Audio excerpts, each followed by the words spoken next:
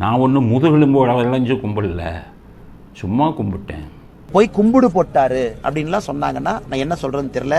காலில் விழுகல, இப்படி பேசல, கூனி குறுகி நிக்கல, 3 அடி தள்ளி நிக்கல, கம்பீரமாக நடந்து போய் கம்பீரமாக 6 அடி இருக்கக்கூடிய நான் முதுகெலும்பு வளையாம வணக்கம் செலுத்தி விட்டு வந்திருக்கின்றேன். அதற்கு நான் பெருமைப்படுறேன். அப்படிங்கிறது முதுகெலும்பு விளைஞ்சு கும்பிட்றதுக்கும் சும்மா கும்பிட்டதுக்கும் எங்களுக்கு வித்தியாசம் தெரியாதா?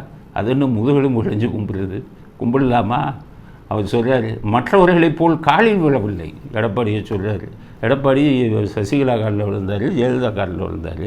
அவங்க 2 பேரும் தலைவர்கள். அவருக்கு தன்னுடைய கட்சியின் தலைவர்கள் காலில் விழுந்தாங்க. உங்களை மாதிரி எதிரி காலில் போய் விழுகலை. ட்ரங்க் பெட்டியில் எடுத்துகிட்டு போய் file 1, DMK file 1, DMK file 2, DMK file 3ன்ட்டு இவர்களை நான் விடக்கூடாது அப்படின்னு சொல்லி அதிமுகவே நான் விடமாட்டேன்னு சொன்னாலும் அவர் போயிட்டு இன்றைக்கி இப்படி பேசுகிறாரு. கலைஞரான்